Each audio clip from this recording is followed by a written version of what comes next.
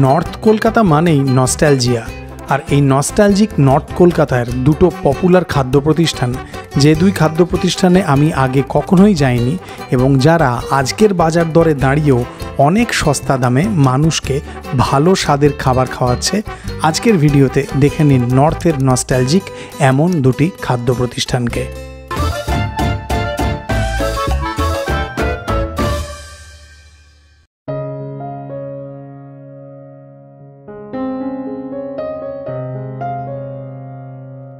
মন্ডা সিরা দেহ তোমারি নাম পাইবা, রং ছবির গান। রং এটা কিন্তু শুনিনি গানটা। আরে দিল চির কে দেখতে রাহি নাম, ওটাকেই আমি বললাম। মন্ডা সিরা দেহ, দিব্যা ভারতী অকালে চলে গেল বেচারি। দিব্যা ভারতী আমার খুব ক্রাশ ছিল। হ্যাঁ, তোমার এরকম কেউ ক্রাশ ছিল? কেউ ক্রাশ ছিল না নাকি? তুমি লজ্জায় বলছো না? ছিল না। আমার দিব্যা ভারতী ক্রাশ ছিল, Madhuri Dixit all time crush, আর ছোটোবেলায় ছিল হচ্ছে জয়াপ্রদা। এই তখনকার এই যে নায়িকাগুলো সেন্সুয়ালিটি বা আবেদন, তার জন্য কিন্তু তাদের জামা কাপড় খুলতে হতো না, তাই না? এখনকার না, হ্যাঁ, অভিব্যক্তিতেই এবং তাদের দেখেই তাদের আবেদনটা বোঝা যেত। এইসব উল্টোপাল্টা বকতে বকতে সন্ধ্যের মুখে পৌঁছে গেলাম কুমোরটুলি ঘাটে। মৃদু মৃদু হাওয়া দিচ্ছিল, দারুণ লাগছিল। অনেক মাস পরেই আমি নর্থ কলকাতায় এলাম, আর নর্থ কলকাতা মানে কুমোরটুলি ঘাটে তো একবার আসতেই হবে গঙ্গার হাওয়া খাওয়ার জন্য। হাওয়া খাওয়ার পরে টুকটুক করে হাঁটতে হাঁটতে কুমোরটুলি ঘাট থেকে চাঁপাতলা ঘাটের দিকে পৌঁছে গেলাম। চাঁপাতলা ঘাটের ঠিক সামনেই এক ভদ্রলোক খাসির চর্বির ঘুগনি বিক্রি করেন। এক প্লেট ঘুগনি নিলাম, 20 টাকা দাম। তার সাথে হাঁসের ডিম সেদ্ধ, তারও দাম 20 টাকা। জাভেদ এখানে কখনোই ঘুগনি খায়নি। জাভেদ প্রথমবার ট্রাই করছে আজকে চাঁপাতলা ঘাটের খাসির চর্বির ঘুগনি। ভালো, বেশ ঝাল ঝাল, আর খাসির চর্বিটাও বেশ ভালো, ঠিকঠাক আছে। মানে এখানে আবার কখনো এলে তুমি এটা খেতে পছন্দ করবে? হ্যাঁ, খাওয়া যেতে পারে। কুমোরটুলি ঘাটে এলে এই খাসির ঘুগনি মানে খাসির চর্বির ঘুগনি খাওয়াটা মাস্ট। চাঁপাতলা ঘাট থেকে এটা। ওপরে মশলা দেয়, পেঁয়াজ লঙ্কা আপনি চাইলে দেবে, না হলে দেবে না। হালকা ঝাল ঝাল একটা আফটার টেস্ট আছে। যে মশলাটা দেয় একদম টিপিক্যাল ঘুগনির মশলা, গোটা বাংলা জুড়ে যেরকম দেওয়া হয়, ভালো লাগে। কাঁচা লঙ্কার ঝাল ঝাল ব্যাপার। এইবারে হাঁসের ডিম সিদ্ধ। আমি ডিম সিদ্ধটা খেতে খেতে ভাবি যে এর পরে কোথায় যাব। অনেক মাস পরে এলাম এই ঘাট চত্বরে, নর্থের চত্বরে। ভালো লাগে এখানে এলে। মৃদু মৃদু হাওয়া দিচ্ছে, গঙ্গার ঠান্ডা বাতাস। রিংমো রেস্টুরেন্ট বলে একটা জায়গা আছে শোভাবাজারে, তো আমরা এখন সেই রিংমো রেস্টুরেন্টে যাবো, কারণ জাভেদ বলেছে প্যান্থারাস খাবে। প্যান্থারাস কলকাতায় পাওয়া যায় বড়ুয়া অ্যান্ড দে, তারপরে শোভাবাজারের এই রিংমো, আর পাওয়া যায় ধীরেন কেবিন। আমি বড়ুয়া অ্যান্ড দে এবং শোভাবাজারের ধীরেন কেবিনের খেয়েছি, রিংমোর কখনো খাওয়া হয়নি। গাড়ি গড়িয়ে চললো রিংমো রেস্টুরেন্টের দিকে। এর মধ্যেই জাভেদ আমাকে বলল, দাদা আমাদের দুজনেরই কিন্তু বেশ ভুঁড়ি বাড়ছে, ভাবলাম জাভেদকে একটু জ্ঞান দেওয়া যাক। বম্বে টু গোয়া বলে একটা সিনেমা ছিল, দেখেছো তো? হ্যাঁ, মেহমুদ আছে তো ওখানে। ওই একটা দৃশ্য আছে, তখন ওখানে একজন হিন্দি সিনেমায় একজন বডি বিল্ডারের অভিনয় করতো, অ্যাংলো ইন্ডিয়ান, ভদ্রলোকের নাম জানি না। সে এসে বুক নাচাচ্ছে, উপরের মাসল। মেহমুদ তাকে জামা তুলে বলছে, আরে উপর কা সিনা কে দেখ রা হ্যায়, নিচে কা পেট দেখ। আমি তো পেটটা ওই জন্যই বাড়াচ্ছি যাতে লোককে ওরকম পেটটা দেখাতে পারি। হ্যাঁ, এখান থেকে বাঁদিকে ওপরের সিনা তো নেই আমার। কে বেটা জাভেদকে বলেছে যে জাভেদের পেট বাড়ছে, এই জন্য ওরা ভয় ভয় খায় না আমার সাথে। সত্যি ভয় ভয় খাচ্ছি না, আর সব খাবার আমাকে খেতে হয়, বুঝতে পারছেন অবস্থা। চলে এলাম 51 নন্দরাম সেন স্ট্রিট। এই সামনের দোকানটাই রিংমো রেস্টুরেন্ট। দোকানের বাইরে মেনু বোর্ড, পজ করে দেখে নিতে পারেন। দোকানের ভেতরে মোগলাই তৈরি হচ্ছিল, অনেকগুলো মোগলাই চাটুতে ভাজা হচ্ছিল। বুঝলাম মোগলাইয়ের কাটতি আছে। দোকানের স্টাফেরা ব্যস্ত ছিলেন। আর এই যে মোগলাই রেডি করে, সেটা দেখতে আমার দারুণ লাগে ছোটোবেলা থেকেই। আজকেও ক্যামেরা হাতে দাঁড়িয়ে এই মোগলাই তৈরির কৌশল দেখছিলাম। এগুলো কী চপ আছে? Vegetable chop. আচ্ছা, কী দাম এগুলো? 20 টাকা করে। এটা হচ্ছে মটন চপ, এটা প্যান্থারাস। আচ্ছা, কি প্যান্থারাসের কী দাম আছে? এটা হচ্ছে মটন চপ 35 টাকা করে, এটা 50 টাকা করে। মটন কাটলেট আচ্ছা 80 টাকা করে। 80 টাকা। আর ওইটা হচ্ছে ফিশ ফ্রাই ভেটকি মাছ। আচ্ছা, 100 টাকা করে। আপনাদের মোগলাই খুব ফেমাস নাকি? যে যেমন বলে, মানে আপনি কিছু ফেমাস বলেন না। আচ্ছা, না আমাকে অনেকে বললো যে আপনাদের প্যান্থারাস আর মোগলাই খুব ফেমাস। একেবারে হাতে গরম মাটন প্যান্থারাস পরিবেশন হয়েছে, আসুন খাওয়া যাক। গরম গরম মাটন প্যান্থারাস ট্রাই করা যাক। এই দেখুন, ময়দার একটা খোলসের ভেতরে মাটন কিমার পুর, হালকা মিষ্টি মিষ্টি স্বাদ আছে, বিভিন্ন মশলা আছে। মাটনের কিমা মনে হয় একদম স্মুথ পেস্ট, হালকা মিষ্টি মিষ্টি একটা স্বাদ। আমার ডিসেন্ট ঠিকঠাক মনে হয়েছে। ছোট্ট ছোট্ট মাটনের টুকরো দেখতে পাবেন, পেঁয়াজ আছে, বিভিন্ন মশলা আছে। এই পেঁয়াজের একটা মিষ্টি মিষ্টি ভাব এসছে, মশলার মধ্যেও একটা মিষ্টি মিষ্টি ভাব আছে।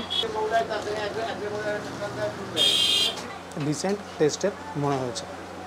চিকেন মোগলাই নিয়েছি, আসুন তো একসাথে টেস্ট করে দেখা যাক। এবারে চিকেন মোগলাই ট্রাই করব, একদম গরমা গরম ভাজা, খাওয়া যাক।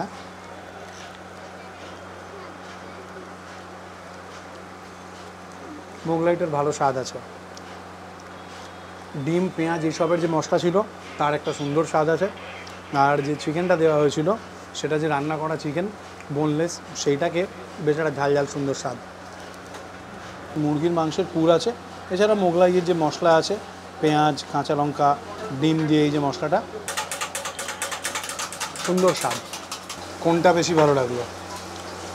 মোগলাইটা। মোগলাইটা, আমারও প্যান্থারাসের থেকে মোগলাইয়ের স্বাদটা বেশি ভালো লেগেছে। আমার মোটামুটি লেগেছে, আর এটা ভালো লাগে। হ্যাঁ, মোগলাইটা ভালো। মানে সবাই ভাবে অনেক সময়তেই যে আমি সব কিছুকেই ভালো বলছি, সবকিছুতেই ভালো। হ্যাঁ, কিন্তু ভালো নয়। আমি যেটাকে ডিসেন্ট বলি ধরবেন সেটা মোটামুটি অ্যাভারেজ টাইপ, আর যেটা এনজয়েবল বলি যেমন রিংমোর প্যান্থারাসটা বললাম ডিসেন্ট, মানে ওটা মোটামুটি অ্যাভারেজ টাইপের। আর মোগলাইটা বললাম যে এনজয়েবল, তার মানে ওটা ঠিক আছে, অ্যাভারেজের এক ধাপ ওপরে হয়তো। যেমন কিছুদিন আগে আমি আসানসোল গেলাম, ফার্স্ট এপিসোডে এক জায়গায় একটা ধাবায় আমরা চা খেয়েছিলাম আমি আর রবি, তো সেই চাটা খুব মিষ্টি ছিল। আমি বললাম যে চায়ের মিষ্টিটা একটু অতিরিক্ত, তবে এরকম মিষ্টি চা খেলে সকাল সকাল সারাদিন মুখ মিষ্টি থাকবে, সবার সাথে মিষ্টি মিষ্টি কথা বলবো। এটাকে আরেকভাবে বলা যায়, দে বাবা এই মা কি তো চিনির শরবত এরকম, হ্যাঁ গুড় এরকম এরকম শরবত এরকম আমি বলি না, আমি ওরকমভাবে বলি। আমি এক্সপেক্ট করি যে আপনারা যারা আমার দর্শক তাদের সেই উইটটুকু থাকবে।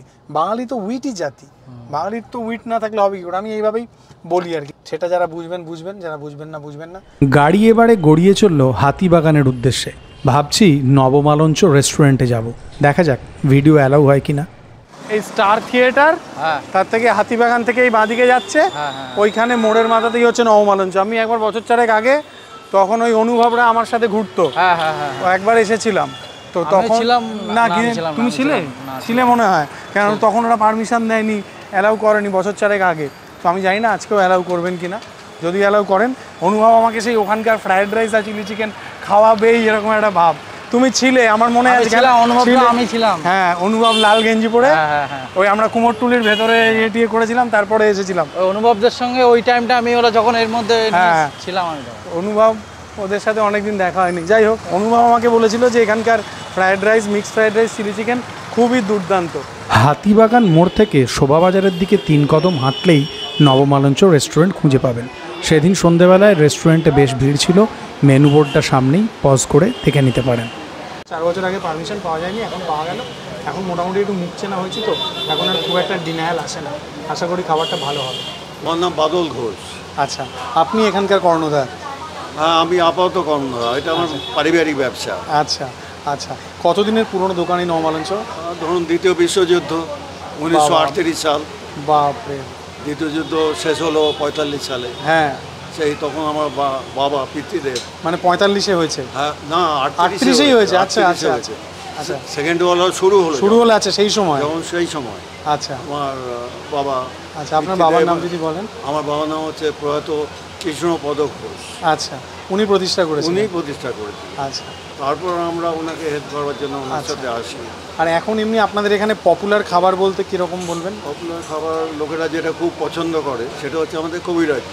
আচ্ছা, সেটা ফিশের হয়, আচ্ছা চিকেনের হয়, আচ্ছা, আবার মটনের হয়। আচ্ছা, 3 রকম। তার আউট অফ 3 ফিশটাই বেশি পপুলার। আমি স্যার কবিরাজি খেতে আমার খুব হেভি হয়ে যায়, আজকাল কবিরাজি খাওয়া বন্ধ করেছি অনেকদিন। ফিশ ফিঙ্গার ভালো হবে? হ্যাঁ, অবশ্যই ভালো হবে। আচ্ছা, আপনাদের এমনি মটন কাটলেট এইসবের নাম? প্রতিটা আইটেমই আমরা যত্ন সহকারে করি। আচ্ছা, আমি আশা করি আপনার ভালোই আচ্ছা, লাগবে। আর রিসেন্টলি আপনাদের চাইনিজেরও নাম শুনেছি খুব। হ্যাঁ, চাইনিজটাও ভালো হচ্ছে। আচ্ছা। এখন তো বোঝেন মানে খাওয়ার প্যাটার্নটা হ্যাঁ, চেঞ্জ হয়ে গেছে। দোকানে ঢুকেই বা বার্গার নিয়ে এসো, পিজা নিয়ে এসো, হ্যাঁ। এইসব হয়ে যাচ্ছে। বিরিয়ানিও পাওয়া যায় আপনাদের? হ্যাঁ, বিরিয়ানিও পাওয়া যায়। আচ্ছা আচ্ছা, কম্পিটিশনের মার্কেট তো অবশ্যই। সব করতে হয়, অবশ্যই। হচ্ছে অবস্থা। ঠিক আছে স্যার, থ্যাংক ইউ টাইম দেওয়ার জন্য, শ্যুট অ্যালাউ করলেন, অনেক ধন্যবাদ। আপনাকেও অসংখ্য ধন্যবাদ। আরে স্যার, আপনি এসেছেন, থ্যাংক ইউ। আমাদের খাবার পরিবেশন হলো ফিশ ফিঙ্গার, তার সাথে full plate mixed fried rice, আর সাথে নিয়েছিলাম boneless full plate chilli chicken. আসুন খাওয়া যাক। ফিশ ফিঙ্গার ট্রাই করব। এক পোর্শনে 6 পিস আছে, এই রকম মাছ আছে দেখুন ভেতরে। আহা, মাছ ভেটকি, বাইরের কোটিংটা ঠিকঠাক ক্রাম্বিং, অতিরিক্ত মোটা নয়। আর একটা ফিশ ফিঙ্গার দেখুন, এই রকম পরিমাণ মাছ আছে, সুন্দর। আহা, এই ফিশ ফিঙ্গারটা খেয়ে মন ভরলে বলা যেতে পারে। প্রথমবার এখানকার ফিশ ফিঙ্গারটা ট্রাই করেছি, আমার দারুণ লেগেছে। কেমন ফিশ ফিঙ্গারটা? ভালো। ভালো, জেনুইনলি? হ্যাঁ, জেনুইনলি ভালো, প্রোটিনটা ঠিকঠাকই আছে, মাছের পরিমাণ যথেষ্ট আছে, ঠিকঠাক ভালো। যেটা আমার সব থেকে এখন এই মুহূর্তে মনে হয় যে এই ঝাঁ চকচকে দুনিয়ার ভিড়ে এনাদের এই ঐতিহ্যবাহী জায়গাটাকে একই রকম রেখে দিয়েছেন। অনেকের মনে প্রশ্ন আসতে পারে কেন করছেন না। ওনারা কিন্তু এটা করছেন বলেই কিন্তু খাবারের মানটাকে একেবারে মধ্যবিত্তের নাগালের মধ্যে রাখতে পারছেন। এই ব্যাপারটা আমার ভীষণ ভালো লাগে, আই হাইলি অ্যাপ্রিসিয়েট। আমি অনেক জায়গায় হয়তো যাই, কিন্তু এখানে আসতে আমি কখনো ভুলি না যখন আমি হাতিবাগানে আসি। মিক্সড ফ্রাইড রাইসের কোয়ান্টিটি অনেক, এটা full portion. Typical Bengali style mixed fried rice, বুঝতেই পারছেন, মানে বেঙ্গলি স্টাইল চাইনিজ এখানে পাওয়া যায়। ফুল পোর্শনের যা কোয়ান্টিটি, সেটা দুজনের জন্য মোর দ্যান সাফিসিয়েন্ট বলে আমি বলবো। মিক্সড ফ্রাইড রাইসের সাথে চিলি চিকেন ট্রাই করব। এক পিস আমি তুললাম, 2, 3, 4, 5, 6, 8টা পিস আছে মনে হচ্ছে, সুন্দর।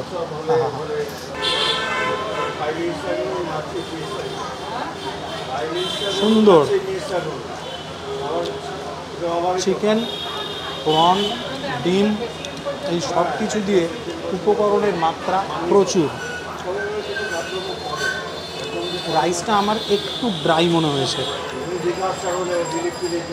তবে টেস্ট আছে, বেশ ভালো, এনজয়েবলের এক ধাপ উপরে, বাপি বাড়িজার এক ধাপ নিচে, এরকম আমার মনে হয়েছে।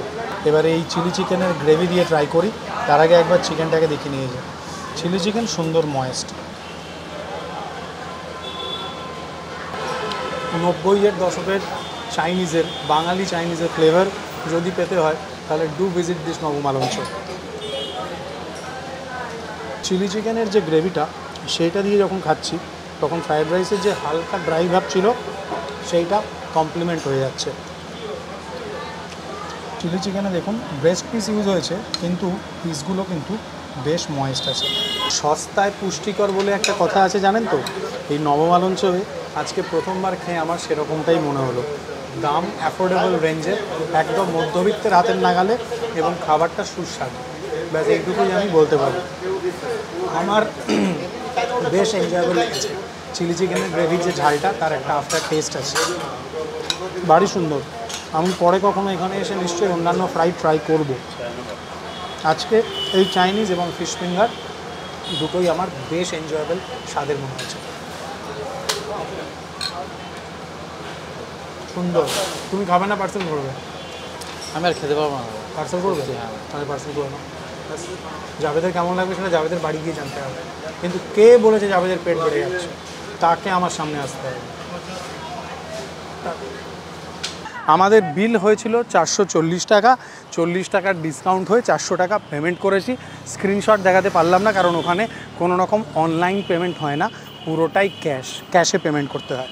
গরমটা একটু কমুক, আবার কলকাতার বাইরে বেরোবো, যেমন জামশেদপুর, আসানসোল, রাঁচি, পুরী, ভুবনেশ্বর এইসব করেছিলাম, তেমনি আরেকবার বেরোবো খুব তাড়াতাড়ি। টাটা।